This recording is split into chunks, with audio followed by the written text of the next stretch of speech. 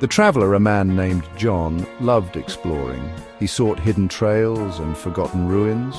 One day, deep in a forest, he found a cave. It shimmered with an unnatural light. John, filled with curiosity, stepped inside. The air grew cool. The light intensified. Then everything changed. He found himself in a valley. Towering crystals, taller than any building, surrounded him. They glowed with internal light, painting the air with 1,000 colors. John had never seen anything like it. He felt a thrill of fear, but it was overwhelmed by wonder. John cautiously ventured deeper into this crystalline forest. The ground glittered beneath his feet. Each step made a soft musical chime. The air hummed with an unseen energy. He felt changed, as if the very air was alive. John wandered for what felt like hours. Time seemed to lose all meaning. The crystalline formations grew even more fantastic. He saw bridges of amethyst spanning chasms of pure quartz. Rivers of liquid gold flowed beneath. Strange, beautiful plants with metallic leaves swayed in a non-existent breeze. He felt an overwhelming sense of peace. Fear had vanished. He was alone, yet not lonely. The beauty of this place filled him completely. It was like stepping into a dream, a world beyond imagination. As he walked, the valley opened up.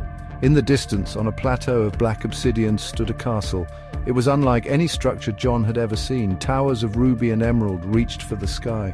Walls of polished sapphire shimmered with trapped light. And above it all, a single diamond, larger than any diamond on earth, pulsed with a light of its own.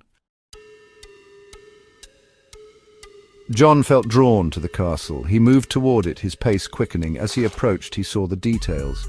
Delicate carvings covered every surface. Living vines of silver and gold snaked across the walls. The air thrummed louder here, filled with a sense of anticipation.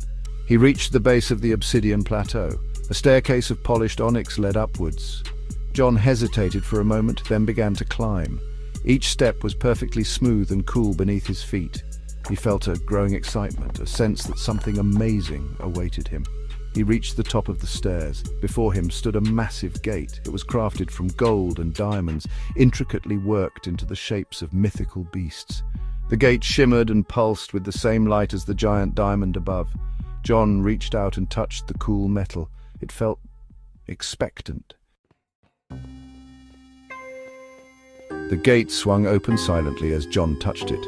It revealed a courtyard, even more breathtaking than the castle exterior. Fountains of molten silver danced in the air.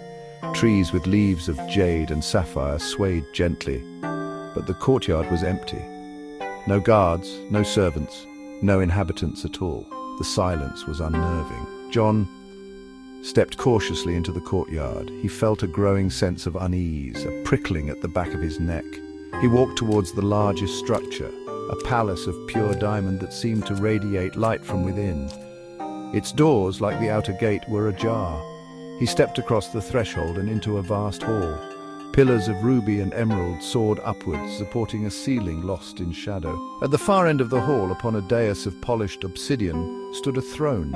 It was empty. John stared at the throne, a sense of profound disappointment washing over him.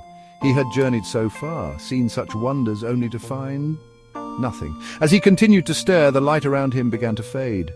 The colors dimmed, the air grew cold. John turned to run, back to the gate, back to his own world.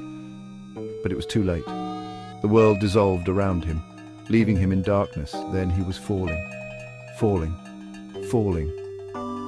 And then he was back in the cave, the familiar smell of damp earth filling his nostrils. The entrance shimmered, then vanished. John was alone, the memory of the crystal castle fading like a dream.